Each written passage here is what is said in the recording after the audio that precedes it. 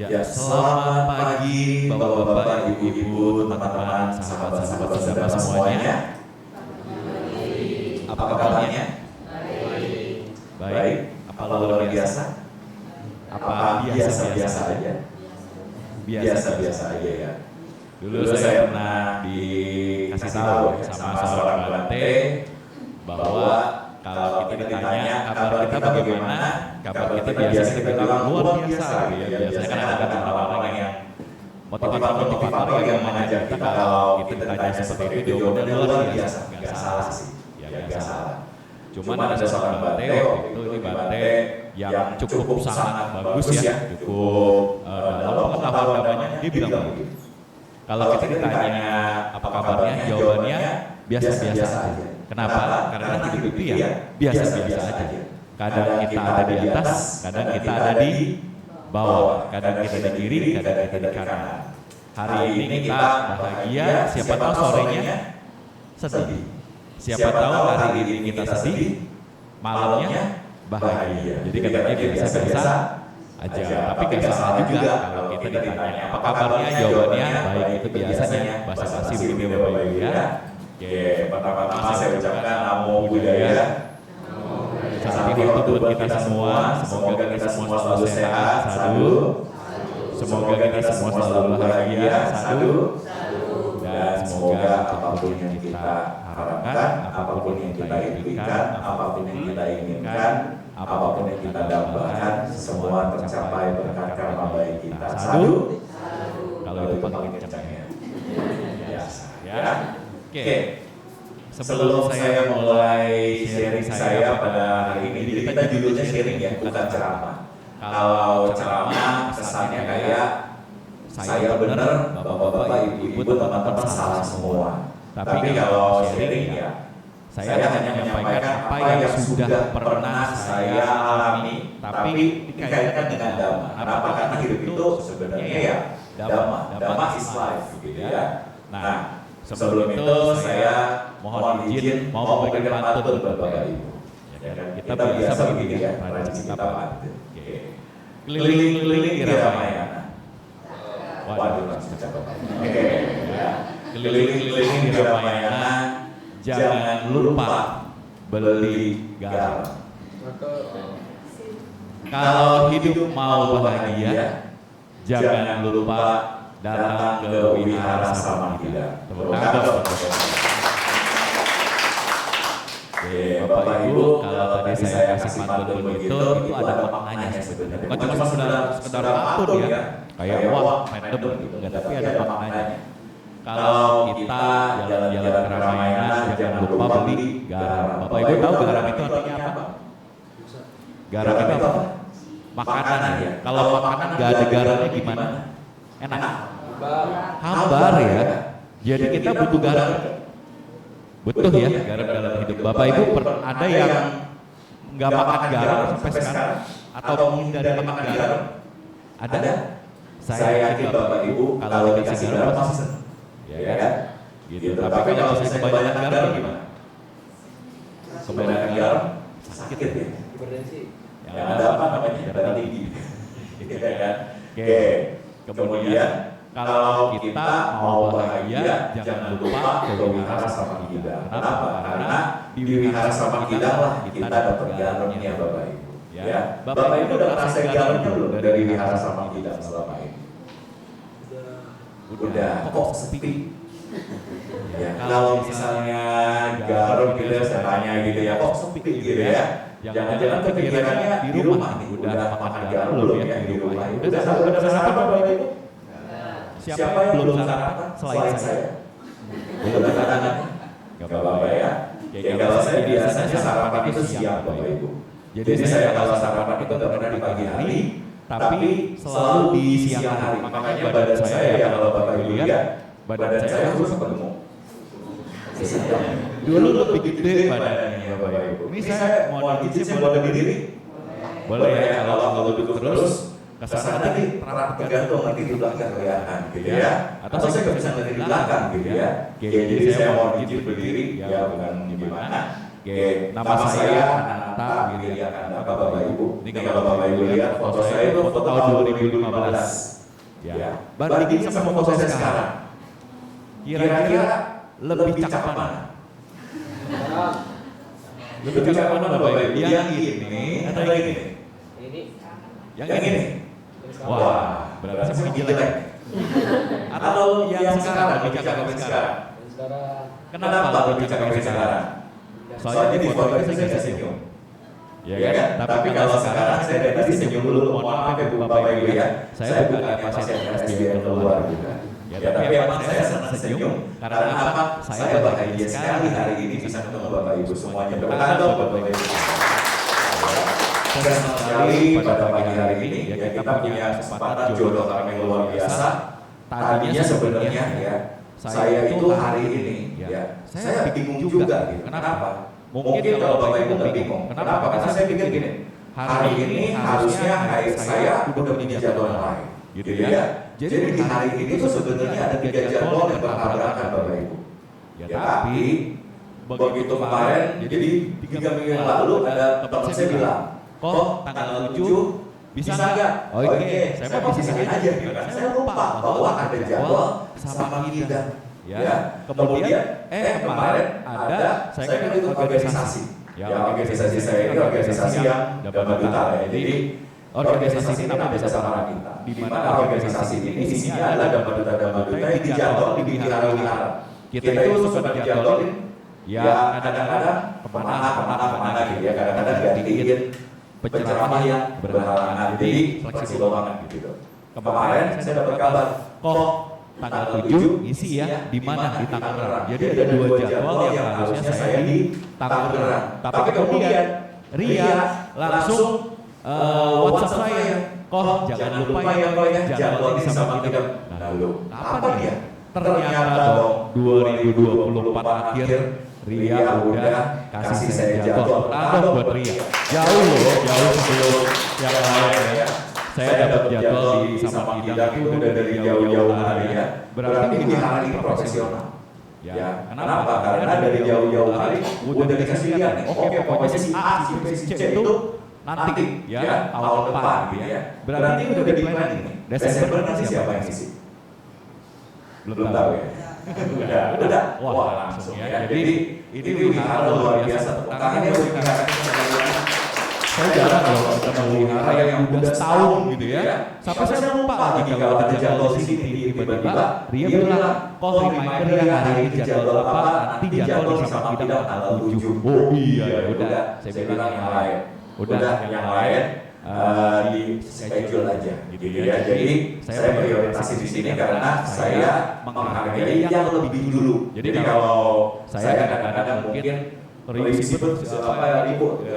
sibuk gitu ya, ribet gitu di mana-mana gitu kan. Itu karena saya selalu menghargai yang lebih awal dulu gitu Bapak Ibu. Nah itu salah satu kunci di mana yang saya pegang sampai sekarang. Jadi di mana saya berada sebenarnya itu sudah lebih awal saya di plan di situ gitu ya. Dan itu yang saya sebut sebagai integritas Bapak Ibu. Bapak Ibu tahu apa itu integritas? Integritas Bapak? Sering dengar? Sering ya? Apa itu integritas? Halo? Ada orang di sini? Apa itu integritas? Mungkin Bapak nih, ya Bapak yang kepalanya sama kayak saya ya. Ini orang-orang bijaksana biasanya. Bapak namanya siapa Pak? Edi. Bapak Edi, tahu Bapak arti kata integritas Pak?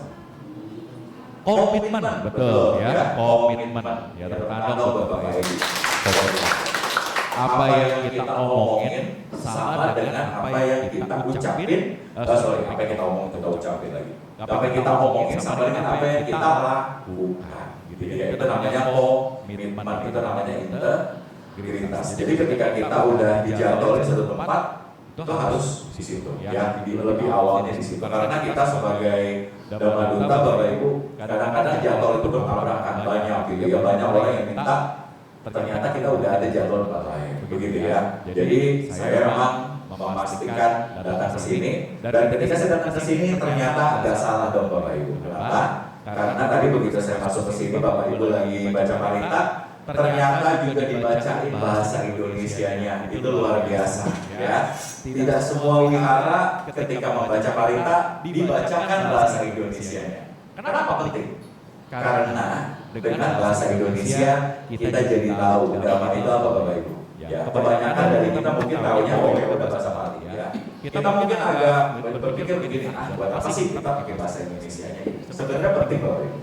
12 tahun yang lalu saya menjadi seorang Buddhis berkat bahasa Indonesia yang ada di Parita. Gitu. Saya belum lama datang ke sebuah wihara nih.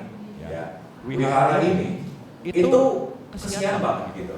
Umatnya dikit banget, bahkan nggak nyampe 5 orang Bapak Ibu. Jadi umatnya itu cuma yang baca Parita dan juga pengurusnya. Udah itu aja. Kemudian saya tanya, kenapa kok makin lama umatnya makin dikit? Jawabannya, ya karena umatnya itu nggak tahu sebenarnya apa yang mereka baca. Mereka nggak tahu buat apa mereka datang ke wihara. Kenapa? Ya karena begitu datang bacanya parita, tapi begitu udah kelar, bingung itu apaan ya? Gitu ya. Nah, Bapak Ibu di sini punya keberuntungan. Ketika baca parita ada bahasa Indonesianya. Inilah garam kehidupan yang tadi saya sebut di puisi tadi Bapak Ibu, jadi pantun tadi. Garam itu maksudnya sesuatu yang berguna, berharga. Yang kalau kita nggak makan garam, kita akan sakit. Tapi kalau kita kebanyakan overdosis garam, sakit juga sih. Ya. Tapi kalau kita nggak makan garam, udah pasti kita sakit. Nah, kalau Bapak Ibu, kehidupan kita sehari-hari di 24 jam ya, 24 kali 7 berapa Bapak Ibu? Kita seminggu berapa jam yang kita pakai? 168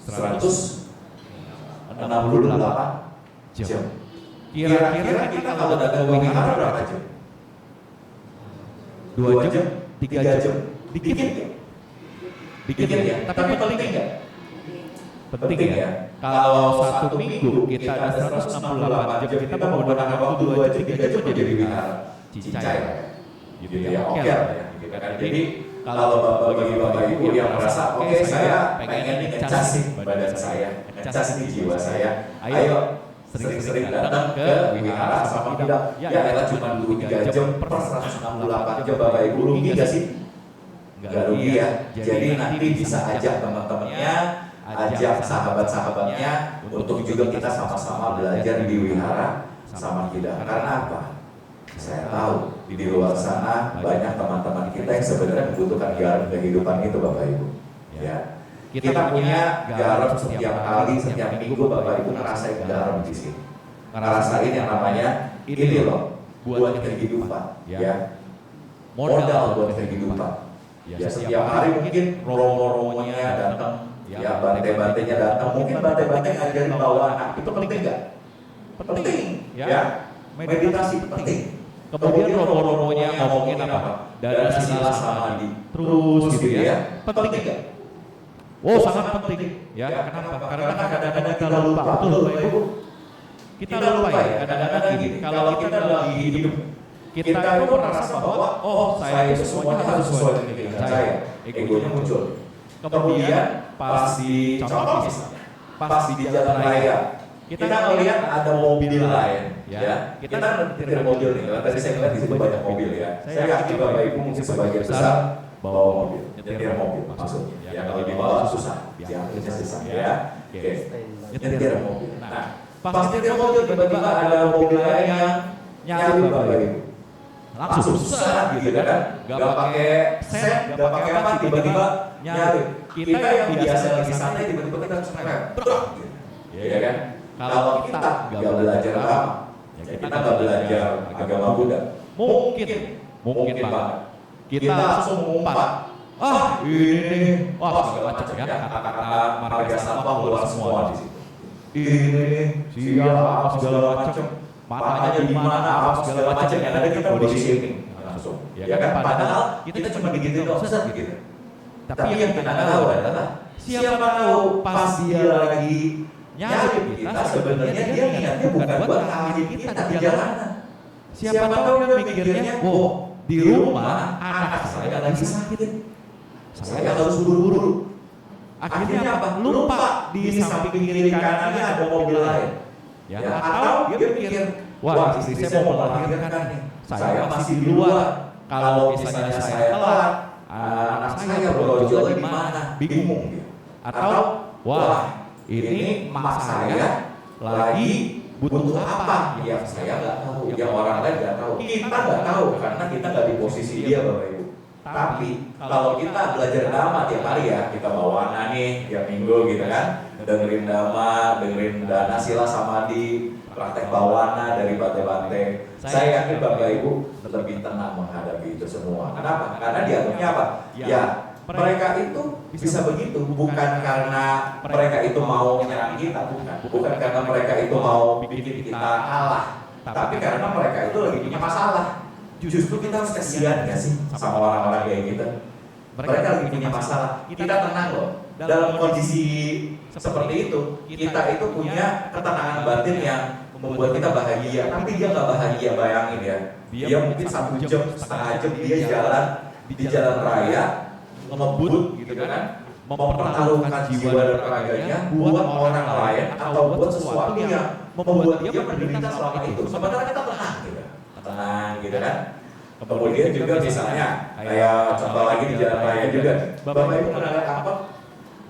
Pernah lihat angkot ya? Kalau angkot itu, Bapak Ibu kalau angkot senang apa enggak? Enggak. Siapa yang bilang enggak? Enggak apa-apa. Ya. Oke. Ada yang bilang enggak?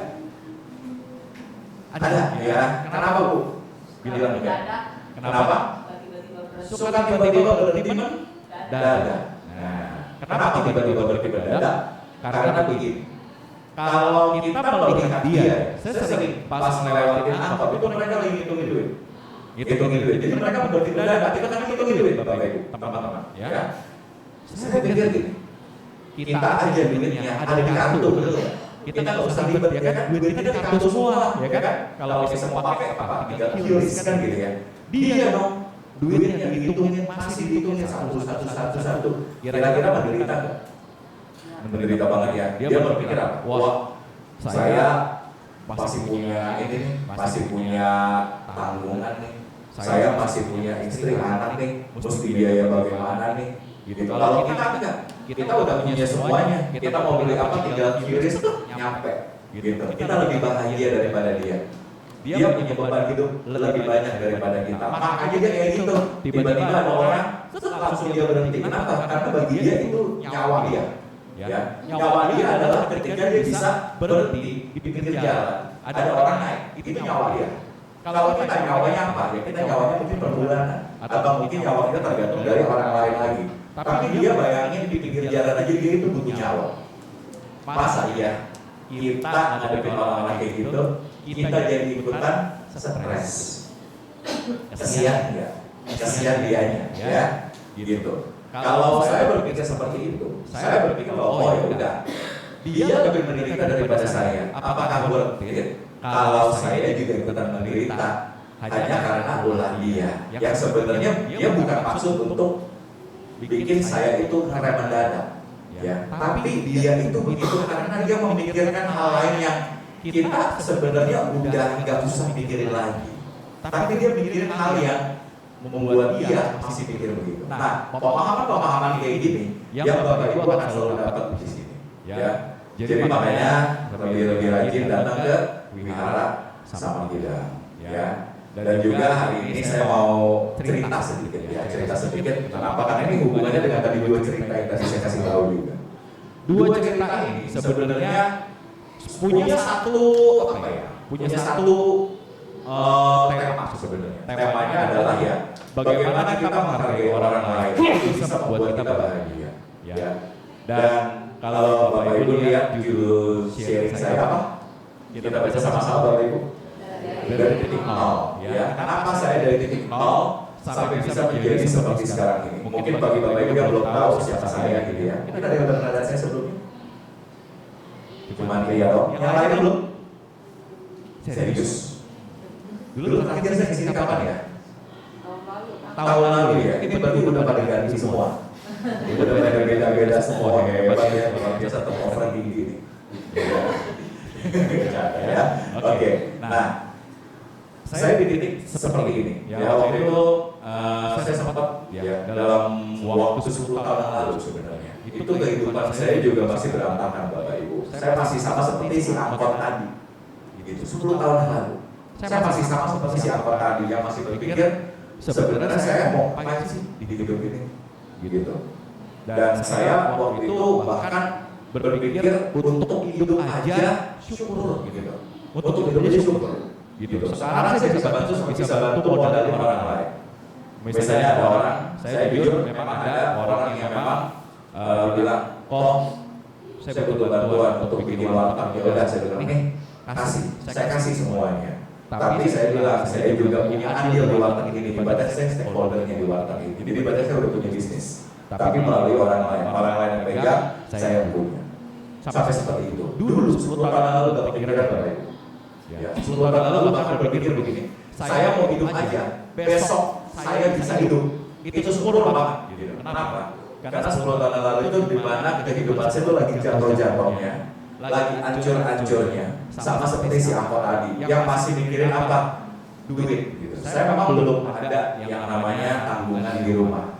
Saya masih single, tapi itu aja 10 tahun lalu. Saya untuk hidup diri saya sendiri aja sulitnya minta ampun. Pernah suatu ketika saya kerja sebagai guru ya Bapak Ibu ya, guru. Tapi zaman dulu itu saya sempat ya agak bersitegang dengan beberapa guru yang ada di sekolah lama saya yang dari pertama-tama itu dulu. Ya kenapa? Karena ya biasa gitu ya, bukan karena saya menyerah, tapi memang saya merasa bahwa saya ini dipercaya sama bos saya untuk jadi koordinator IPS. Ya, tapi kemudian mungkin mereka tidak terima. Gitu ya. Akhirnya semuanya itu dibongkar. Ya, kejelekan saya dibongkar dan sebagainya, sehingga saya berpikir saya keluar aja dari sekolah itu, gitu ya. Dan akhirnya disitulah saya mau mencoba melamar ke sekolah-sekolah lain. Dalam waktu 1 tahun saya melamar Bapak Ibu, tapi tidak ada yang manggil saya. Kok bisa? Ya kan? Biasanya kalau kita melamar kerja, katakanlah suatu hari kita drop CV gitu ya, kemana gitu, pasti ada lah yang telepon, halo Fananta, atau halo Fananta, boleh nggak kita ketemu dulu, boleh nggak tes gitu ya, pasti begitu. Ya, itu kalau normal. Tapi selama setahun itu, saya udah ngirim lamaran ke berbagai macam sekolah, karena saya guru basicnya, dan saya masih jadi guru sampai sekarang. Ya. Itu dulu saya kirim semua lamaran itu. Setahun itu tidak ada yang manggil saya. Hebat bener gitu kan? Kayaknya saya gak kelihatan gitu. Akhirnya saya nanya ke satu orang gitu kan, ini kenapa nih kok saya begini gitu ya? Betul orang ini dia punya gift ya, punya kelebihan, bisa melihat sesuatu yang memang tidak terlihat oleh mata. Kemudian dia bilang, dulu aku pernah ya kerja di sekolah yang lama, itu ada yang beberapa orang yang suka sama pokok. Nah mereka itu kasih spell ibaratnya ya. Itu tapi ternyata itu benar ya. Di dunia kita sekarang walaupun Bapak Ibu tinggal di kota, tetap itu ada. Ya, tetap di negara kita itu masih berlaku seperti itu. Dikasih spell sehingga orang itu nggak bisa melihat saya. Jadi jelas ketika saya kirim CV pun itu yang kelihatan. Tapi saya nggak mau susugi mereka ya. Tapi justru ini menjadi wake up call-nya saya. Gimana caranya supaya saya bisa kelihatan sama orang gitu. Jadi saya bukan nyerang orang, kamu sih nge-spell saya, enggak, saya enggak balas begitu. Tapi saya cuma mikir, ya udah, orang udah spell saya mesti bangkit. Ya, nggak bisa saya terus-terusan begini terus. Karena apa? Saya punya kebutuhan hidup, saya butuh makan tiap hari. Tapi duit saya makin lama makin tipis. Sementara saya bingung besok itu mau makan apa.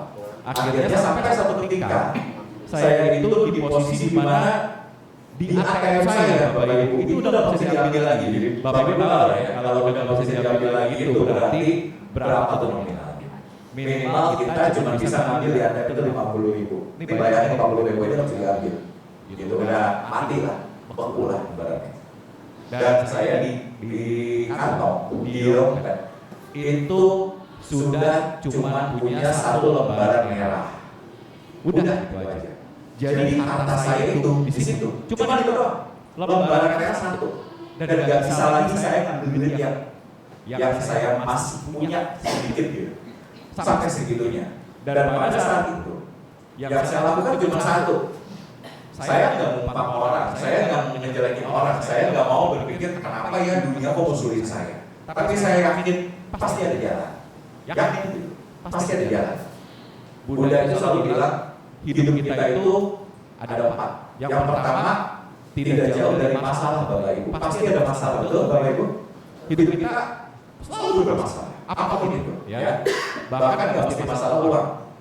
Kita lapar, tapi nggak ketemu makanan yang enak. Itu masalah nggak? Masalah. Kita pengen makan A, ternyata disediain B. Itu masalah nggak? Masalah. Ya. Kita pengen pulang, ternyata begitu tengah jalan macet. Masalah nggak? Masalah. Jadi masalah itu adalah apa yang kita pengen nggak sesuai dengan kenyataan. Dan Buddha bilang ya hidup itu seperti itu. Ya. Selalu seperti itu hidup itu. Ketemu hal-hal yang nggak sesuai dengan apa yang kita mau. Tapi Buddha juga bilang bahwa bukan cuma berhenti sampai di situ. Kita harus tahu masalah itu sebabnya apa. Gitu. Sebabnya apa? Ya, kita mesti lihat, oh, gara-gara saya bukan ini masalah. Gara-gara siapa? Kenapa bisa begini ya? Itu yang kedua. Yang ketiga, kita yakin aja bahwa masalah itu pasti bisa kelar. Pasti bisa kelar. Ya, gak ada masalah yang gak kelar Bapak Ibu. Gak ada masalah yang akan selalu begitu. Karena semuanya anicca, semuanya itu tidak abadi. Masalah pun gak ada yang abadi. Itu yang ketiga. Yang keempat, kita cari cara gimana ngilangin masalahnya. Ya, kalau kita udah tahu sebab masalahnya, maka kita tahu oh gimana cara ngilangin masalahnya. Gimana caranya supaya saya menjadi orang yang lebih baik. Ya. Itu Sang Buddha kasih tahu 4 hal ini. Itu justru di awal-awal beliau membawakan agama. Jadi agama Buddha itu adalah agama problem solving sebenarnya. Kadang-kadang kita cuma dikasih tahu oh agama itu ada agama Buddha itu hidup pada penderitaan. Yes, benar. Tapi apakah berhenti sampai di situ? Oh tidak. Sang Buddha ngajarin bahwa hidup itu memang benar ada penderitaan. Tapi ingat penderitaan ada sebabnya. Yang ketiga, penderitaan pasti akan lenyap kok. Dan yang keempat, kita harus cari jalannya supaya penderitaan lenyap. Gitu loh. Jadi kalau kita stuck nih, oke, kita sebagai umat Buddha stuck hidup dalam penderitaan, ya udahlah ya pasrah itu umat Buddha. Mohon maaf Bapak Ibu. Ya, umat Buddha tidak pasrah, tapi umat Buddha cari solusi dari masalah kita. Ya, nah ini yang dulu saya lakukan. Saya cuma mikir gimana cara saya cari solusinya? Kalau saya nyalahin orang yang ngejampe saya, nggak nyelesain masalah. Jampe-jampenya udah di saya kok. Jadi itu gimana? Ya udah, saya cuma bisa lakukan satu hal yang saya bisa. Dengan uang 100.000 kira-kira Bapak Ibu kalau dapat nih uang 100.000, cuma punya uang 100.000 Bapak Ibu ngapain? Saya sekarang pengen nanya Bapak Ibu, teman-teman di sini, anak-anak muda, kalau cuma punya uang 100.000 di kantong, tapi nggak punya yang lainnya. Mau dipakai apa? Mau dipakai bikin usaha? Nggak nyampe. Mau dipakai makan? 2 hari habis. Ya kan? Mau dipakai apa Bapak Ibu? Kira-kira 100.000-nya. Kalau dia mau dipakai apa? Cuma punya 100.000 di kantong, nggak punya yang lainnya. Mau pakai apa? Nggak tahu juga. Saya cuma mikir satu. Di wihara kan ada banteng. Gak mungkin dong 100.000 saya kasih banteng, karena banteng tidak boleh terima uang. Jadi saya konversikan 100.000 itu dalam bentuk dana makan. Dana makannya gak usah mewah-mewah, karena Sang Buddha tidak pernah matok berapa persen, gak ada di kita. Jadi patokannya apa? Kita niatnya tulus. Saya waktu itu cuma berpikir saya cuma bisa membahagiakan banteng aja.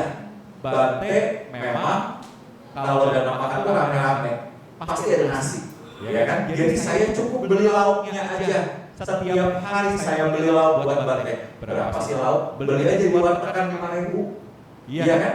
Tapi 5.000 itu setiap hari itu saya kasih 5.000 di banteng. Saya makannya gimana? Yang namanya wihara kalau udah dana makan pasti makan bareng, kan gitu ya. Jadi dulu saya atasi lah terpaksa, gitu. Kenapa? Karena saya nggak punya duit lagi buat makan. Ya akhirnya saya makan bareng sama banteng. Malam ini nggak makan dong. Makanya badan kurus begini. Ya, dulu gedean dikit ya. Nah, jadi gini. Akhirnya di situ saya cuma berpikir, oke, saya cuma bisa kasih Bapak 5.000 tiap hari. Lama-lama habis ya Bapak Ibu. Pasti habis. Tapi untungnya saya waktu itu juga berusaha, bukan cuma sekedar dana makan. Tapi waktu itu saya berpikir, saya harus ketemu orang lain yang bisa bantu saya nih, gitu kan. Orang ini mungkin nggak mesti ngasih saya pekerjaan, nggak mesti saya kasih duit. Saya paling pantang berhutang. Karena sang Buddha kasih tahu juga, hutang itu adalah penyebab penderitaan Bapak Ibu. Jadi kalau Bapak Ibu pengen bahagia, hindari hutang. Walaupun hutang kecil, tetap itu hutang. Kecuali kredit ya. Mau nggak mau Bapak Ibu harus beli. Misalnya mau beli mobil yang mau nggak mau harus kredit karena kita nggak punya uang cash, betul? Tapi kalau kita utang personal sama orang, wah saya paling nggak mau. Apalagi kita utang buat makan. Ya kan? Yang ada orang itu nanti akan mikir, apakah kita harus kembaliin? Masih sih kalau kita punya uangnya kita bisa ya, benar nggak? Tapi masalahnya kalau kita nggak punya uangnya, bisa nggak kita balikin? Nggak bisa, ya. Nah itu akhirnya saya pikir, udah saya nggak mau utang, tapi saya cuma mau berbagi aja sama Bante. Udah gitu aja. Saya aja nggak tahu besok saya mau makan apa. Saya cuma tahunya dana. Suatu ketika saya coba nih sebelum itu habis ya, itu saya nanya sama seorang teman saya. Teman saya ini udah wanita juga. Dia cukup bagus ya, tapi sekarang udah jarang sharing. Saya nanya, kok namanya Robi, ini kenapa sih? Masalah saya kayak begini. Saya punya problem di sini nih. Saya kasih tahu semuanya, ceritain semuanya. Kemudian dia bilang, Robi ini dia melihat CV saya. Dia bilang, oh CV kamu bagus, nilai kamu juga bagus, bahasa Inggris kamu juga lancar. Kenapa nggak ada yang mau ngirim kesempatan buat kamu? Kenapa nggak ada yang mau kalau Robi itu pikirnya bukan karena saya dijaga-jaga, tapi dia pikir satu hal yang waktu itu saya nggak pikiran. Dia bilang gini, kamu punya nggak masalah dengan keluarga kamu, dengan orang-orang terdekat kamu? Pikir saya, apa ya? Siapa ya? Malam itu saya baru sadar, ternyata pada saat itu saya memang hidupnya itu gampang ribut sama bapak saya, sama papa saya. Gampang ribut. Jadi setiap kali papa saya ngomong, saya nyautin terus. Kita nggak pernah tahu ya isi hati orang tua, betul. Akhirnya paginya saya minta maaf dong sama papa saya. Pak, anak minta maaf ya kalau selama ini udah bikin gaduh di rumah. Dan memang seperti itu. Dulu saya sering ribut sama papa saya. Dan paginya itu saya dana makan dong ke Bante. Nah, entah gimana ya, begitu dana makan ketemu satu romo lagi, romo Tangerang juga.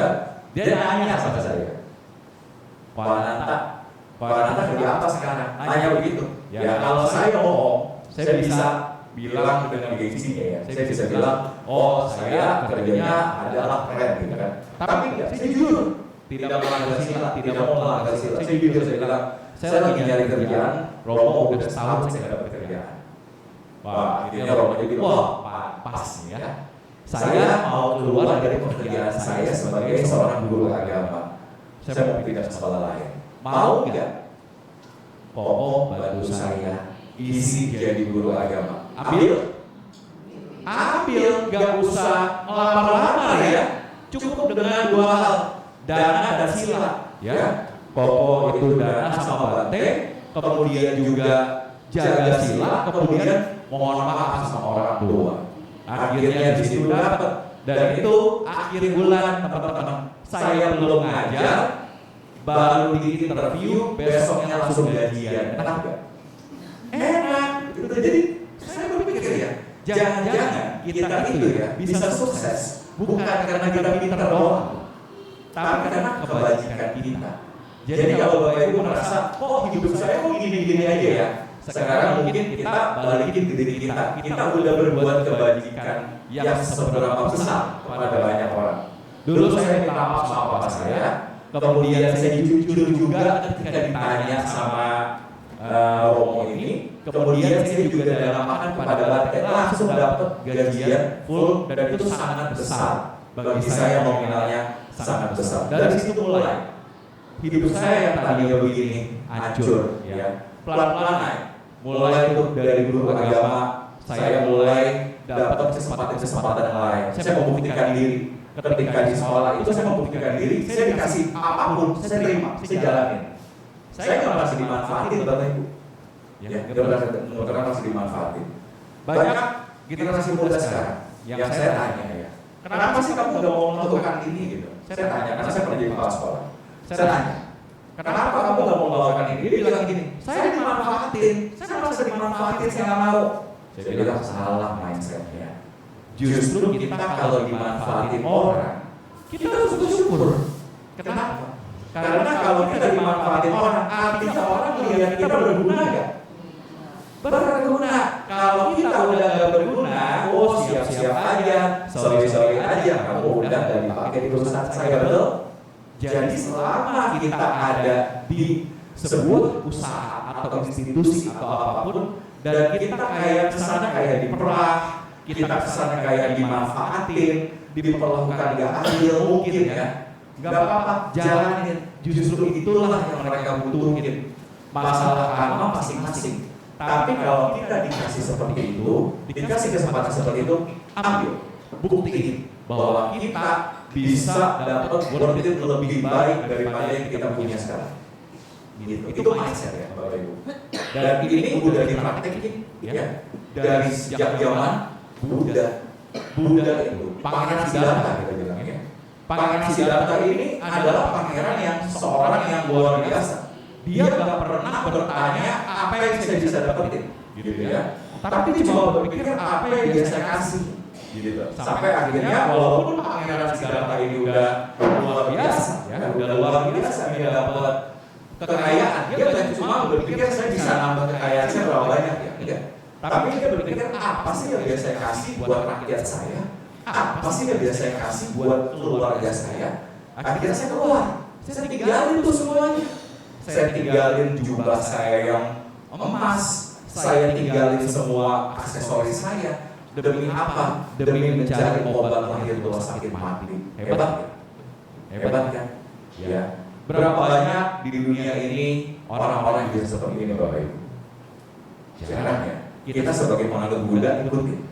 Kalau kita udah dapat banyak, jangan kita minta lebih banyak. Tapi kita berpikir apa sih yang biasa saya kasih buat orang lain? Jangankan gitu. Kita nggak usah mikir apa yang kita dapetin. Kita nggak usah mikir yang begini ya. Nggak usah mikir apa yang bisa kita dapetin dulu. Tapi kita mikir apa yang bisa kita kasih. Jadi tangannya begini, memberi bukan meminta. Gitu.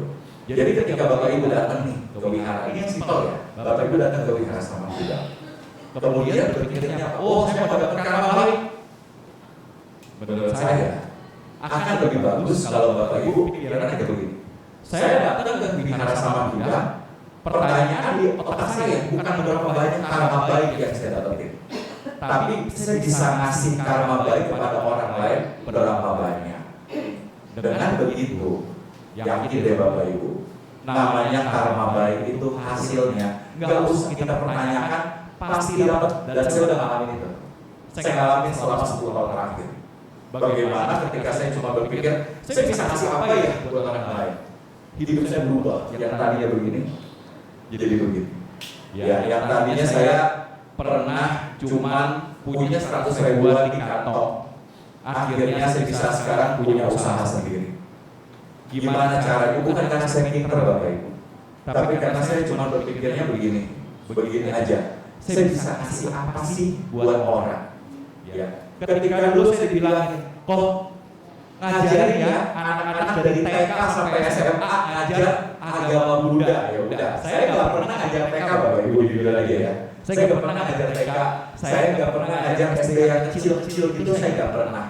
Tapi saya cuma berpikir, oke, karena saya dipercaya untuk ngajar TK dari playgroup sampai TK sampai kelas 1 SD, saya dipercaya untuk ngajar agama Buddha. Berarti orang lain percaya sama saya bahwa saya bisa. Itu pemahaman saya. Ya udah, saya coba deh ngadepin anak-anak TK gitu kan ya. Kita main reading learning badut Bapak Ibu. Jadi badut. Iya bener kan? Gitu kita nggak ngomong kayak begini, kita badut. Halo teman-teman, segala macam gitu ya. Mewarnain Pangeran Siddhartha, mewarnain Buddha, mewarnain iblis, setan marah itu begitu caranya. Ya, sampai akhirnya dipercaya untuk ngajarin anak-anak yang kuliahan. Ya ngomongnya apa? Abhidhamma. Mantap banget gitu kan. Tapi ya udah, coba aja terus. Ya kan? Coba terus gitu. Sampai akhirnya jadi wali kelas. Akhirnya begitu wali kelas, ayo lanjutin. Perjuangannya apa? Perjuangannya adalah gimana cara bikin anak-anak sekolah di kelas itu bahagia. Terus sampai akhirnya saya masuk ke satu sekolah, dan di sekolah itu ternyata ditawarinnya bukannya sebagai guru lagi, tapi sebagai kepala sekolah. Kalau mau gak jadi kepala sekolah, saya tolak. Karena apa? Saya senang guru, saya ngajar senang gitu. Saya nggak suka yang terlalu tinggi gitu. Saya malah orang bilang, anak-anak kamu mau bodoh gitu ya. Orang dikasih jabatan mau gitu ya. Benar nggak Bapak Ibu? Zaman sekarang orang kan nggak jabatan. Lumayan ya, tunjangannya gede ya, 1,5 ya, ya kan? Iya, dari banyak contoh ya. Tapi saya dikasih jabatan, pasti ada tunjangan, betul? Tapi saya tolak. Saya bilang, saya cuma mau ngajar. Akhirnya udah, sekali ditawarin sebagai kepala sekolah, saya tolak. 2 kali dong ditawarin dari sekolah lain. Kok mau nggak jadi kepala sekolah? Tolak lagi. Yang ketiga ada lagi yang nawarin, kok mau nggak masuk ke sekolah kita jadi kepala sekolah? Tolak. 3 kali loh saya tolak. Tapi yang keempat saya berpikir, begitu saya ditawarin gitu ke rumah saya, kok mau nggak jadi kepala sekolah? Yang nawarin orang wihara, ya kan? Nolak nggak? Nolak nggak? Mikir dong. Udah 3 kali ditawarin, sekarang yang keempat kali. Saya tolak nih yang ketiga. Yang keempat, kalau saya ditawarin sampai 4 kali, artinya apa? Artinya saya worth it. Dan saya coba bilang ini, oke, coba nih. Karena saya juga percaya sama teman saya yang orang wihara ini, saya coba jadi kepala sekolah 5 tahun. Tadinya disuruh seumur hidup, saya nggak mau. Beneran, akhirnya saya cabut. Gara-gara apa? Disuruh seumur hidup, dibilang. Jadi begitu udah jadi kepala sekolah gitu ya, saya diminta mereka itu yayasan merasa bahwa saya ini bagus gitu. Saya diminta tuh jadi kepala sekolah, saya bilang, saya itu udah 5 tahun. Ya, saya udah 5 tahun. Saya udah kebawahan juga. Gitu, dan saya merasa orang-orang itu banyak yang lebih hebat daripada saya. Kenapa harus saya lagi? Biarin orang-orang ini yang lebih hebat ini yang akan jadi kepala sekolah berikutnya, saya bantuin aja. Tapi mereka masih berpikir, oh enggak, anak harus jadi kepala sekolah terus karena cuma anak yang bisa. Saya bilang, kalau saya terus yang jadi kepala sekolah, kasihan orang lain juga. Kenapa? Karena orang lain juga bisa belajar kayak saya. Sementara saya kan gak selamanya hidup, benar gak Bapak Ibu? Anica kan? Gak selamanya saya ada di situ. Jadi saya mempersiapkan orang lain untuk bisa menggantikan posisi saya. Dan itu yang saya lakukan. Tahun terakhir saya jadi kepala sekolah, saya tahu ancang-ancang nih, pergi dari sini. Karena kalau nggak pergi, saya diminta terus jadi kepala sekolah. Akhirnya saya cabut, benar-benar cabut. Tapi orang ini sudah matang. Udah langsung saya bilang, kamu jadi kepala sekolah berikutnya, siap. Ya udah, saya cabut kemana? Ke sekolah yang sekarang saya ada di Saint John. Jadi saya terus sekarang ngajarnya di Saint John di Serpong dan lumayan. Ya dapat juga oke. Tapi saya juga senang kenapa? Karena ngadepin anak-anak. Saya sebagai guru sejarah sama geografi. Emang senang. Ya kalau ngadepin kalau jadi kepala sekolah, saya emang senang apa jabatannya ada. Saya punya kewenangan di sekolah itu. Tapi ngadepinnya adalah pungli. Begitu. Ini beneran. Ya. Saya bahkan waktu itu sampai bingung gitu teman-teman. Ya Bapak Ibu. Saya ini nggak bisa yang namanya melakukan hal-hal yang kayak gitu. Ketika ada dana bos masuk ya, dana bantuan operasional sekolah masuk, saya diminta, Pak, transfer lagi ya 10% kemana? Ke rekening pribadi dari oknum. Saya nggak mau. Sorry, saya tidak suka seperti itu. Saya bilang Bapak boleh mau sulit saya, tapi saya tidak mau seperti itu. Kenapa? Saya Buddhis. Saya tidak mau menyuburkan praktek korupsi. Tapi akhirnya apa? Dipersulit. Ya. Ketika mau ngambil ijazah dipersulit. Karena apa? Sambil ijazah ternyata ada harganya Bapak Ibu. Gak pernah kan kepikiran? Ada harganya.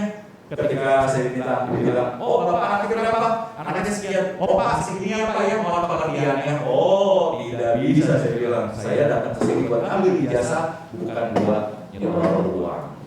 Tapi gak apa-apa, saya dipersulit loh sampai malam. Ya, tapi gak apa-apa. Saya bangga. Habis itu saya bangga kenapa? Saya tidak ikut-ikutan melanggar sila. Ya, itu yang saya pakai sampai sekarang. Jadi ketika saya sekarang mendapatkan hasilnya Bapak Ibu, saya sebagai guru yang bahkan udah bisa punya bisnis sendiri, gitu ya. Itu bukan karena saya pintar, bukan, jujur aja. Saya orangnya juga bodoh Bapak Ibu. Ijazah saya kalau Bapak Ibu pengen lihat gitu ya, ijazah saya itu tahun ini nggak jarum 7676 gitu kan, 76 gitu kan. Kenapa? Karena isi saya cuma ijazah saya itu 6 sama 7 gitu ya, nggak beda jauh sama ya gitu ya, tapi nggak jauh beda sama dia gitu kan, sama anggota dewan kita gitu, nggak jauh beda. Kenapa? Saya juga bukan orang pintar, mungkin sama kayak dia ya kan, tapi bedanya ya, mungkin bedanya saya sama dia, saya berpikirnya begini, bukan begini, saya berpikirnya begini, saya bisa ngasih apa sih gitu. Makanya saya bisa di kepala sekolah bukan karena saya pintar Bapak Ibu. Nilai saya itu matematika itu paling tinggi 6 yang tadi itu bilang 5, 6, 5, 6, 5, 6 yang lain 6, 7, 6, 7, 6, 7 gitu. Cuma satu yang bagus IPS, makanya saya jadi guru IPS gitu. Jadi kalau Bapak Ibu nih ngelihat anaknya nilainya jelek-jelek, nggak usah dimarahin Bapak Ibu. Bapak Ibu bisa melihat anaknya nanti kemana, betul nggak? Kalau saya nggak tahu nilai IPS saya bagus atau semuanya bagus, saya juga bingung. Saya mau masuk IPA, IPS ya, apa mau masuk bahasa ya, semuanya bagus, tapi nggak sesuai dengan jiwa saya. Tapi IPS saya satu-satunya dapat nilai 9, yang lainnya 6, 7, 6, 7, 6, 7 ya. Akhirnya saya jadi guru IPS sampai sekarang, saya senang gitu ya. Jadi Bapak Ibu ya, ini bahagia ini cara masuk kita bahagia ya, cincai ilmu apa? Cincai ya. Tapi sambil cincai jangan pasrah, sambil cincai begini terus. Ngapain? Berbagi. Orang lain mau memperlakukan kita seperti apa? Cincai aja. Tapi jangan lupa, ingat, kita bisa cincai begitu kenapa? Karena kita melatih diri kita setiap hari. Dengan cara apa? Ini. Kalau kita mintanya begini, jamin gak bisa cincai. Kita maunya apa? Banyak, ya kan? Mau ini, mau itu. Bapak Ibu tahu ini nggak? Kalau minggu pagi itu ada film Doraemon ya. Ada tahu lagunya? Tahu lagunya? Gimana lagunya? Aku ingin begini, aku ingin begitu. Apalagi? Aku ingin itu banyak sekali. Benar gak sih kita begitu? Lalu gimana? Semua dapat dikabulkan dengan kantong ajaib. Kita punya kantong ajaib Bapak Ibu? Siapa bilang? Nah itu teori spirit gitu. Bener nggak? Kantong ajaib itu maksudnya apa? Kantong itu maksudnya kan sesuatu yang kita berikan, betul? Kita ngasih apa di kantong itu? Ya kan? Kalau dia bahasa bola bilangnya boleh, kalau kita bilangnya apa? Dana parah, ini sudah berdana belum? Itu ya. Dengan kita banyak berdana, kira-kira kita bisa nggak mencapai semua keinginan kita? Oh iya. Nggak yakin ya? Yakin nggak Bapak Ibu? Kalau kita berdana, kita bisa mencapai semua keinginan kita. Saya buktiin. Udah. Ya. Dan saya berdananya bukan dihara, tapi gini, saya berdana apa sih yang bisa kita kasih pada orang? Setiap kali pagi-pagi saya bangun, saya mengajar. Bapak Ibu, saya nggak pernah berpikir saya mau dapat uang berapa dari sekolah. Saya nggak pernah nanya gaji saya, benar. Ya, ketika dibilang, Bapak nanti gajinya sekian ya, cincai aja. Nggak apa-apa, yang penting hidup. Yang penting bisa nabung walaupun cuma sepeser, nggak apa-apa. Yang penting hidup itu bermakna. Bermakna dengan cara apa? Berbagi. Ya jadi berbagi itu bermakna. Kadang-kadang kita berpikir hidup itu kita harusnya mendapatkan semua yang kita bisa dapatkan. Ya apalagi di kota ya. Gitu kan kita berpikir wah saya harus dapat ini nih, saya harus dapat ini nih. Mikirnya bukannya, bahkan bukan mikir yang mau makan apa, mau makan siapa besok. Ya kan? Kalau bisa saya tilok ya kan? Kalau bisa saya korupsi ini itu, ya kan? Tapi coba kita berpikir, saya bisa ngasih apa sih buat masyarakat saya? Saya bisa ngasih apa sih buat keluarga saya? Saya bisa ngasih apa buat orang-orang di sekitar saya? Saya bisa ngasih apa buat bos saya? Saya bisa ngasih apa buat rekan-rekan kerja saya? Saya sebagai guru, saya setiap pagi berpikir, saya bisa ngasih apa buat murid-murid saya hari ini? Gak pernah sedikit pun saya bilang, oh nanti anak murid saya dapat gaji itu. Enggak, saya gak pernah berpikir bahwa orang tua murid itu gaji saya. Tapi saya cuma bisa berpikir, anak ini dititipkan oleh alam semesta kepada saya. Saya harus ubah mereka menjadi anak-anak baik. Setiap kali saya melihat mereka menjadi anak baik, bangganya luar biasa. Enggak pakai begitu, tapi kita bahagia. Ya, dan karena itu juga hidup ini menjadi lebih full. Ya, ketika saya melakukan banyak hal gitu ya, itu guru-guru sampai pada ngeliatin ini, Mr. Ananta ini guru paling berdedikasi. Tahun lalu saya dapat penghargaan gitu. Betul kan? Bukan karena saya meminta gaji Bapak Ibu, tapi karena saya berpikir apa yang saya bisa kasih buat sekolah itu, apa yang saya bisa kasih buat anak-anak murid itu. Dan dengan begitu langsung dia bilang, Mr. Ananta tahun ini Mr. Ananta dapat tanggung jawab lebih. Luar biasa. Iya kan? Tapi senang nggak? Senang kenapa? Karena hidup itu memang harus bermakna. Kita itu hidup bukan untuk diri kita, Bapak Ibu. Ingat ajaran Sang Buddha. Apa? Ada 3 hal yang ada di sekitar kita. Anicca, dukkha, anatta. Anatta itu apa artinya? Anatta, selfless. Selfless. Itu sifatnya. Sifat alam semesta adalah selfless. Bukan selfish, tapi selfless. Ketika kita selfish, maka kita merasa bahwa hidup itu akan menyerang kita. Semua hal di dunia akan menyerang kita kalau kita selfish. Tapi ketika kita selfless, maka dunia akan memberikan sesuai dengan apa yang kita butuhin. Dan itu udah saya buktiin, Bapak Ibu. Ya. Jadi gimana cara kita bangkit dari titik nol? Selfless time, selfless dedication. Kepada siapa? Kepada keluarga, kepada masyarakat, kepada teman. Mungkin Bapak Ibu boleh nih, ini selalu saya lakukan. Setiap bulan saya punya nazar, saya mau bantu orang. Setiap bulan, ya. Gak mesti datang ke tempat-tempat yang mungkin mewah, tapi datang aja ke pinggir jalan. Bapak Ibu di sekitar sini banyak orang-orang yang hidupnya miskin, banyak orang-orang yang hidupnya kurang mampu. Saya udah lakukan itu sejak akhir tahun lalu. Dan ternyata apa? Di tahun ini saya punya dapat lebih banyak. Ya, puji Buddha, itu luar biasa. Kita dapat lebih banyak daripada apa yang saya berharap. Kenapa? Karena ternyata ya itu berbagi terus gitu. Boleh Bapak Ibu coba deh. Ya, setiap bulan mungkin berpikir, coba deh saya mau datang nih ke rumah orang ini gitu ya. Gak usah kita planning, datang aja nanya, Bu, gimana kabar Ibu? Gitu. Kita gak kenal sama dia, tapi gak apa-apa, kita kenalan. Kita ibaratnya kayak kita belusukan gitu. Belusukan. Ya. Kemudian kita tanya, Bu, gimana kabar Ibu? Apa yang Ibu rasain? Ya. Dari 6 bulan yang saya rasakan, 7 bulan yang saya rasakan, saya ketemu sama orang-orang seperti itu, Bapak Ibu. Kita ternyata memang harus banyak bersyukur. Kenapa? Karena kita itu sangat beruntung.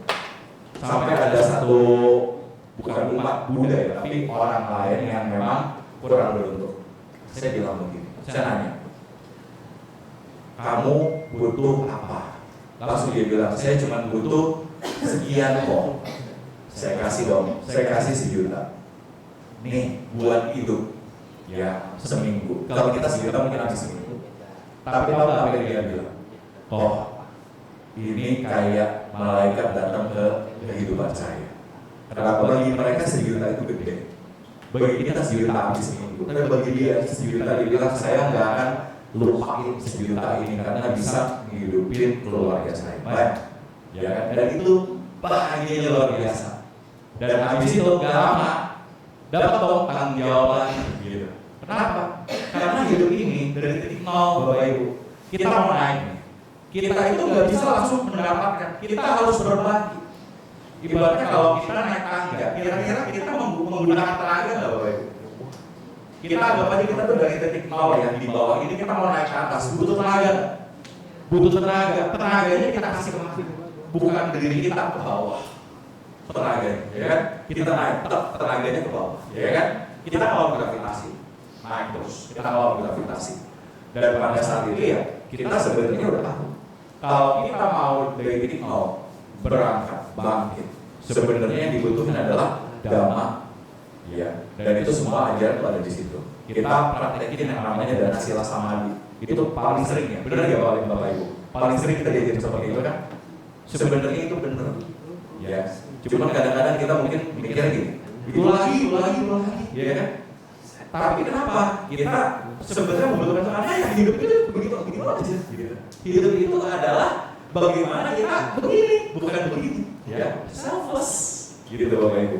Jadi kalau dibilang kok bisa sih dari yang tadinya nggak punya apa-apa sampai sekarang bisa punya usaha hanya dalam waktu 10 tahun. Saya bilang bukan karena saya pintar, tapi karena saya praktek dhamma. Jadi Bapak Ibu beruntung banget setiap hari, setiap minggu ya datang ke sini. Bapak Ibu udah dapat garam gitu. Dan kita tinggal praktekin. Gitu. Saya jujur saya jarang loh ikut kebaktian karena begini kan, ke mana-mana gitu. Tapi praktekin setiap hari. Ya. Dalam kehidupan kita sehari-hari praktekin.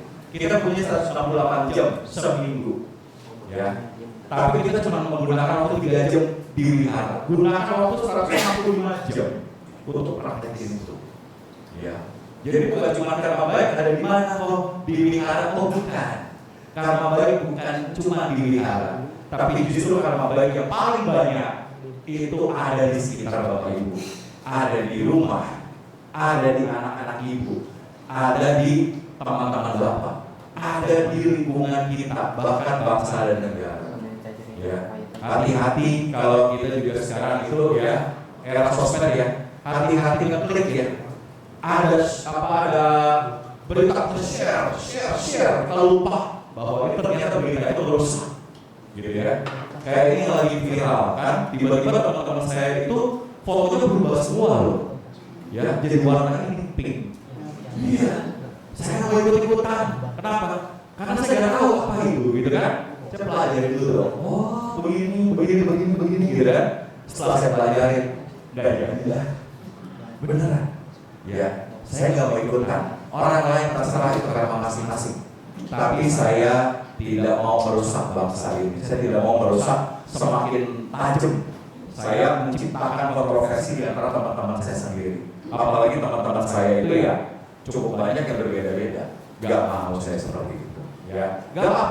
Ya orang lain terserah. Tapi kita harus begini kepada sekitar kita. Itu aja teman-teman. Jadi kalau ditanya apa sih kok rahasia dari titik nol? Rahasianya adalah kita praktekin dhamma. Dah simple. Ya. Gimana cara kita praktek dhamma ya? Begini. Ya. Dari 40 tahun Koko hidup. Ya. Koko tahu akhirnya satu makna sempurna. Mungkin banyak di antara kita yang berpikir sempurna itu hidup kita sempurna kalau kita banyak dapat semua yang kita mau. Tapi dari 40 tahun yang Koko hidup, semua jatuh bangunnya. Pernah rusak juga, pernah alim juga, pernah di titik terendah, pernah di titik yang tertinggi. Ternyata cuma satu, kesempurnaan itu bukan berdasarkan apa yang kita dapatkan teman-teman, tapi hidup yang sempurna adalah hidup yang bermakna buat orang lain. Dan itu yang kita harus lakukan sekarang. Gak usah kita berpikir nanti saya mau dapat apa, gak usah. Itu akan otomatis dapat sendiri kalau kita sudah banyak berbagi sama orang. Intinya berbagi aja. Kalau nggak punya uang gimana kok? Berbagi nggak mesti pakai uang teman-teman. Pakai senyum, ya kan? Senyum aja.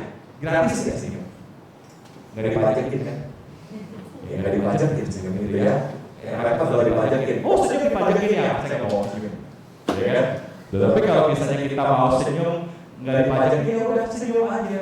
Kemudian contoh ada orang lain curhat sama kita. Gimana cara kita berbagi? Mungkin kita nggak usah berbagi advice ya, karena kadang-kadang orang curhat itu cuma butuh waktu. Kita kasih waktu kita. Iya, silakan saya punya waktu 2 jam, silakan cerita, saya ikutin, saya dengerin. Orang cuma butuh itu kadang-kadang. Ya nggak apa-apa.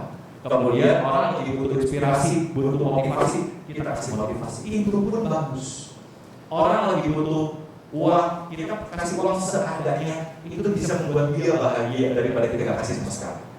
Ya. Anak-anak kita, contoh, Bapak Ibu, saya lihat di sini punya anak-anak kecil ya. Anak-anak kita kadang-kadang nilainya jelek. Dia ngasih tahu ke mama papanya, mama papa saya dapat nilai 4. Saya dapat nilai 3. Bapak Ibu, ketika Bapak Ibu sudah dikasih kesempatan untuk melihat anak-anak Bapak Ibu yang nilainya segitu, artinya sebenarnya mereka percaya banget sama Bapak Ibu. Percaya banget sama Bapak Ibu. Tapi apa kadang-kadang kita membalasnya nggak enak. 4, apa itu nilai? 3, kok kamu bisa begini? Kamu nggak tahu mama itu udah capek-capek, susah payah nyokolahin kamu. Kok dapat nilai cuma 6, cuma 5, ya kan? Gitu. Padahal, coba kalau kita pikirin, anak itu udah percaya banget sama kita, mau ngasih tahu mama nilai saya tadi dapat 3. Gak apa-apa, gak apa-apa. Saya seorang guru Bapak Ibu. Saya selalu bilang sama orang tua murid, gak apa-apa. Ketika anak-anak Bapak Ibu dapat nilai jelek, gak apa-apa, tenang aja. Nih saya kasih tahu Bapak Ibu. Saya ini guru, nilai itu gampang. Percaya deh, nilai itu gampang. Yang penting anak-anak itu baik di sekolah, kita bisa bantu. Ya. Tapi kalau anak-anak itu brutal ya udah, nggak bisa kita bantu, ya. Tapi kalau anak-anak itu dapat nilai 3, 4, tapi selama dia baik, pasti naik kelas, tenang aja. Pasti naik kelas kok, tenang aja. Ya. Jadi Bapak Ibu jangan khawatir. Aduh, anak saya dapat nilai 3, dimarahin. Yang ada kita bukannya bikin kebaikan, bukan kita bikin bahagia keluarga kita, yang ada kita malah mecah belah keluarga kita gara-gara nilai anak itu yang cuma 3, cuma 4, ya kan? Bersyukur, oh kamu yang dapat 1, oh matematika kamu 4, ya udah nggak apa-apa, 6 juga boleh, nggak apa-apa. Oh nilai kamu ternyata artsnya bagus 9, ya udah nanti kamu masuk situ ya, nanti mama lihat kamu jadi pelukis hebat, seneng nggak? Termotivasi anak-anak itu, begitu caranya Bapak Ibu, ya. Jadi cincai, ilmu cincai. Ilmu cincai yang menciptakan saya yang tadi di titik 0 bisa sampai kayak sekarang. Ada pertanyaan Bapak Ibu? Boleh, silakan. Saya sampai di berapa ini? Sampai di 2. Benar, itu sampai di 2. Oh jamnya, saya pikir sudah kelamaan sampai di 2. Saking ini saking semangatnya. Oke, silakan Bapak Ibu kalau mau bertanya boleh. Ada yang mau ditanyakan boleh, silakan. Iya silakan Bapak, namanya Bapak siapa? Nama budaya. Oh perlu mic ya? Oke silakan Bapak, biar semuanya kedengeran ya. Karena Bapak kalau nanya, siapa tahu nanti ada yang mau nanya kayak Bapak juga dapat kamar lagi ya Bapak ya. Silakan Pak. Nama budaya. Nama saya Joni. Ini saya ingin tanya tentang dana.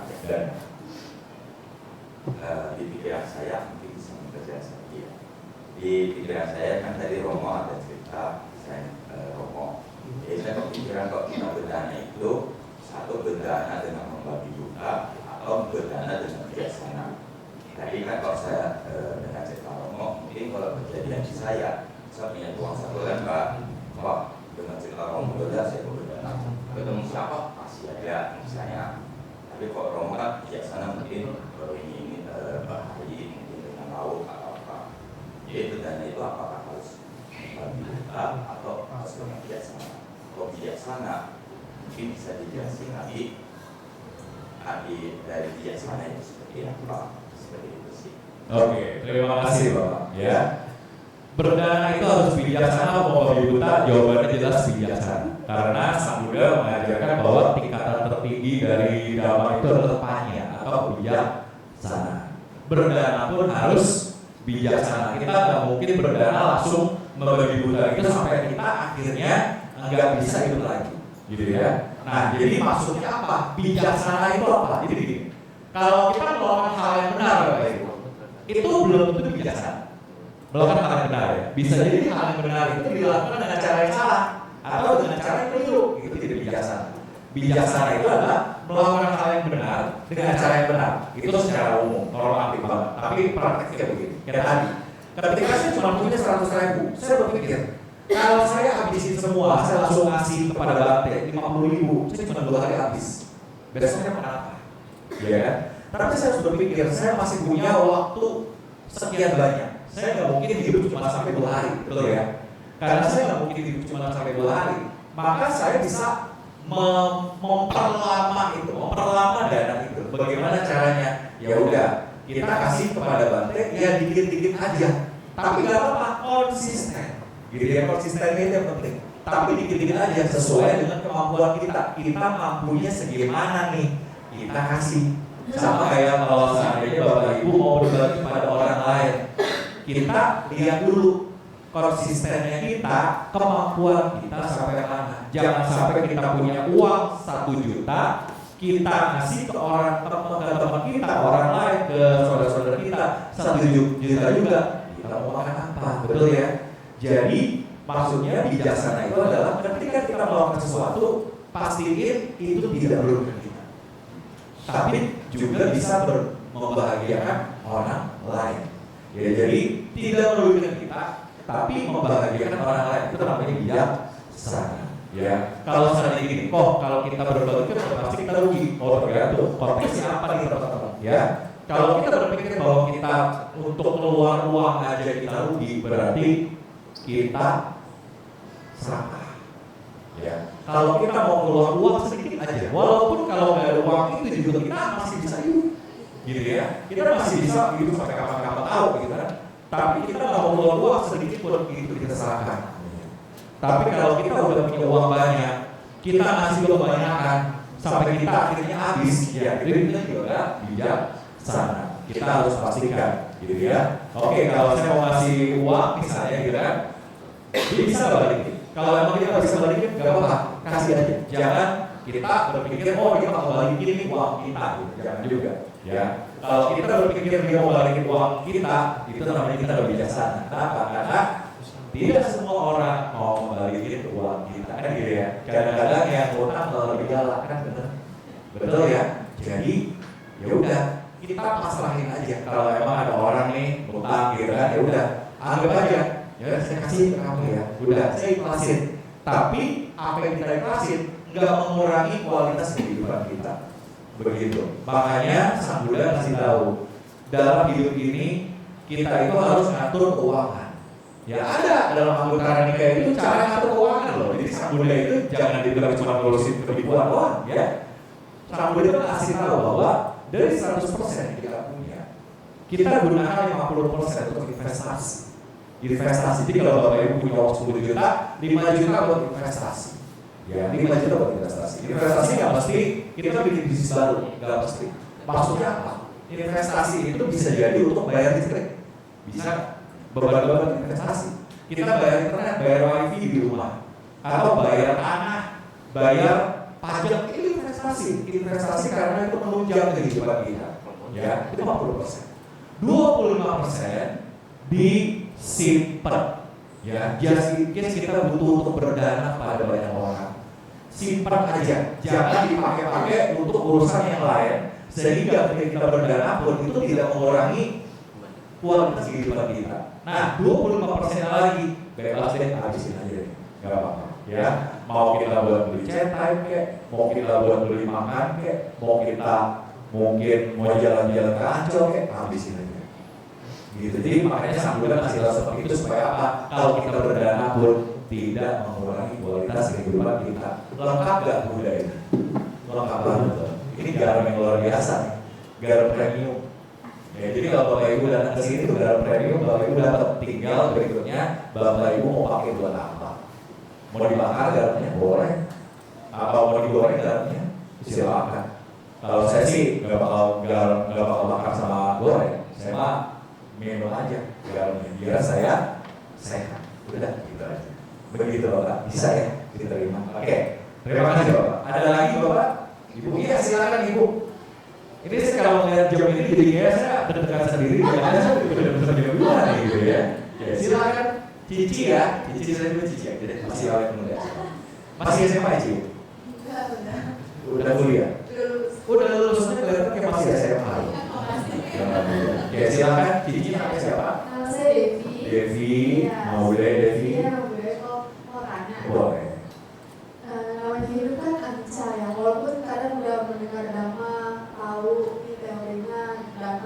Samadi. Tapi kadang ketika mengalami kesulitan bisa aja kita merasa down, merasa putus asa gitu. Kalau dari pengalaman Koko sendiri, boleh nggak di-sharing selain teori cinta sama teori apa yang bisa kita beri, mindset seperti apa sih yang harus kita tumbuhkan itu supaya kita tetap bisa berjalan dan bangkit dari titik nol. Oke, bagus. Ini lebih ke arah sifat mental ya. Bagus banget. Ya, memang kadang-kadang ini yang menjadi juga concern di zaman sekarang ya Bapak Ibu ya. Kita lihat banyak sekali teman-teman kita yang bunuh diri karena tidak bisa di titik nol ini. Ketika di titik nol ini dia hilang orientasi dan sebagainya. Gimana cara kita menghadapinya? Kalau Bapak Ibu lihat simbol ini apa? Simbol apa ini? Roda damai. Roda itu bagaimana?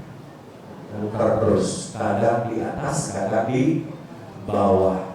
Kadang kita di atas, kadang kita di bawah. Jadi sadarin aja. Inilah pentingnya bawana. Jadi ketika Bante mengajarkan bawana, ikutin. Kenapa? Dengan begini kita bisa melatih diri untuk menyadari bahwa inilah namanya kehidupan kita. Ini sekarang lagi di bawah. Nanti kita di atas, tapi jangan lupa begitu di atas nih. Nanti bakal bawah lagi loh. Ya kan? Bakal bawah lagi, begitu di bawah. Ingat yang tadi, hidup itu bagian dari jadi masalah adalah bagian dari kehidupan. Kita hidup pasti ketemu masalah. Sadarin itu dulu. Yang kedua, sadarin apa? Masalah pasti ada sebabnya. Jadi ketika kita lagi down, kita langsung mikir sebabnya apa ya? Pasti ada solusi. Pasti ada solusi. Gak mungkin enggak, gitu ya. Pasti yang namanya anicca itu pasti ada. Yakin bahwa anicca itu pasti ada karena hidup itu ya begitu. Kita kenyang nggak selalu kenyang kan dulu Bapak Ibu. Sekarang lapar apa kenyang? Pasti lapar udah siang, ya kan? Tapi ntar habis makan kenyang nggak? Habis kenyang sore lapar lagi nggak? Malamnya lapar lagi nggak? Mungkin kenyang, tapi besok paginya lapar lagi nggak? Pasti lapar, makanya Bapak Ibu sarapan, betul ya? Itu aja udah penyadaran sebenarnya apa? Hidup itu ya nggak aman. Gitu. Jadi kalau kita lagi punya masalah, ingat itu, ya bahwa pasti masalah dikelar. Gimana begitu? Koko pernah dalam kondisi di mana Koko sering ngalamin seperti itu, ya di mana Koko itu ngerasa kayak udah nggak ada jalan keluar nih, gitu ya.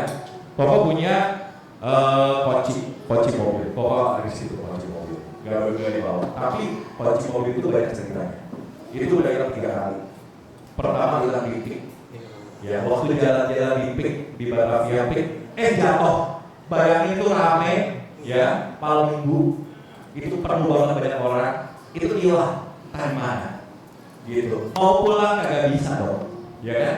Di situ Koko mikir gini, ini masalah. Tapi Koko cuma mikir gini, ntar juga ketemu, ntar gimana pun pasti ketemu. Entah ketemunya gimana ya, pokoknya ada solusinya. Bisa aja ternyata ada orang baik, ya kan, yang mungkin nanti akan datang, mungkin dia nyetakin lagi kunci supaya bisa nyala tuh mobil. Atau emang benar-benar ketemu, atau kalau emang nggak ketemu minimal bisa pulang gojek sampai rumah, kan gitu. Pasti ada aja, gitu. Nah mungkin saya selamanya dipik, emangnya mau jadi bos di sana, enggak kan? Gitu. Ingat aja, oh pasti ada masalah, pasti kelar, gitu kan? Dan ternyata apa? Saya tungguin, pokoknya tungguin 2 jam. Ternyata begitu nyari-nyari ketemu juga, ya ketemu ada orang-orang baik yang memberikan itu kunci walaupun dalamnya ada STNK, kan bahaya, ya kan. Kemudian yang kedua jatuh di pinggir jalan lagi, di pinggir jalan pas lagi makan nasi goreng di tenda pinggir jalan, jatuh, gak sadar, tapi ada orang baik yang nunjukin. Yang ketiga jatuh di wihara pas lagi sharing kayak begini, lagi duduk tiba-tiba gitu jatuh, gitu. Tapi untungnya ada orang baik lagi. Artinya apa? Dalam kondisi seberat apapun, yakin pasti ada yang namanya solusi. Jadi ketika kita down, kenapa kita bisa down? Karena kita mungkin tidak menyadari bahwa di masa depan itu ada solusi. Kita ketika down di sini, kita tidak menyadari bahwa kita akan ke sini lagi. Gitu. Kita mungkin akan berpikir, wah di sini terus hidup saya. Makanya banyak yang langsung bunuh diri. Banyak yang down, banyak jadi gila. Kenapa? karena tidak menyadari hidup itu naik turun. Dan kalau kita lihat roda itu kalau naik turun, dia ada arahnya nggak, Bapak Ibu? Ada arahnya nggak naik turun roda? Kalau kita bawa mobil, bawa motor, nyetir motor ya, itu roda harus digerakin, betul? Roda itu nggak bakalan, kita nggak bisa nyampe ke sana kalau roda itu nggak digerakin. Jadi roda itu harus digerakin. Gimana caranya? Jalanin apa adanya. Roda itu untuk bisa bergerak harus naik dan turun. Kalau ini roda begini terus lompat, nggak bisa ke mobil lompat, ya kan? Mobil terbang belum nyampe, ya. Tapi mobil itu harus naik, harus begini terus. Artinya apa? Ingat, hidup kayak begini. Kadang kita bahagia, kadang kita menderita. Kadang kita untung, kadang kita rugi. Kadang kita dipuji, kadang kita dicela. Kadang kita terkenal, kadang kita dipecundang. Wajar sekali. Sadarin akan hal itu, setiap hari sadarin. Tadi baca ini nggak? Aminah Pacawe kata-kata. Tadi baca nggak? Baca. Isinya bagus nggak? Saya tidak mungkin lepas dari usia tua, sakit, mati. Kemudian segala sesuatu yang kumiliki dan kusenangi, wajar sekali berpisah dariku. Ini masalah nggak? Kita senang dengan satu kondisi ya, tapi tiba-tiba kondisi itu nggak nyampe gitu, nggak tercapai itu kondisi. Wajar nggak? Wajar banget. Ya. Kemudian yang terakhir apa? 5 yang kelima apa? Semua itu karena karma kita sendiri. Jadi kita nggak bisa nyalahin orang lain. Itu semua karena karma kita sendiri. Tapi ingat, semua orang pasti ada karma baik dan karma buruknya. Kita pun punya karma baik dari kehidupan lampau, kita punya karma buruk dari kehidupan lampau. Yakinlah semuanya akan berlalu. Ya kan? Badai ada nggak yang berlalu? Gak ada ya. Semua badai pasti berlalu. Kalau badai udah berlalu, ujungnya apa? Pelangi. Ya kan?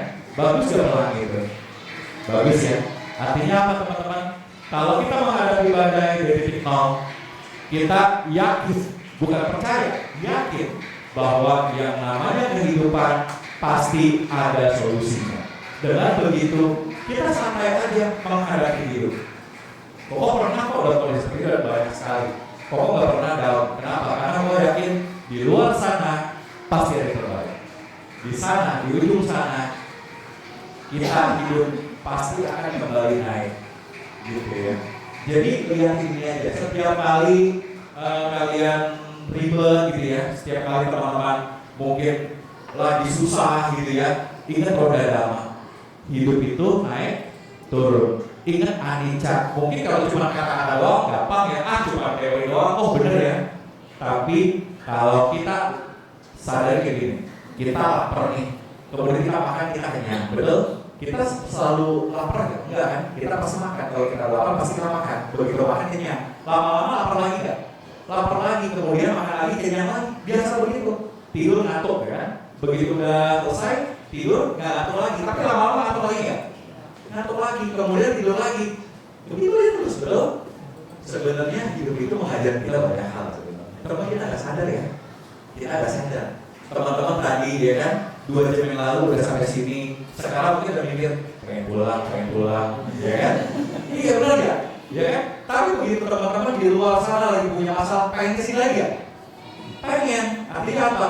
Hidup itu berjalan terus. Saya gitu sih. Hari kita boleh ngobrol lebih banyak, ya? Karena itu sampai nanti lebih banyak lagi yang bisa kita explore. Ya, tapi kasihan nanti itu udah jam 2 sekarang. Ya, oke.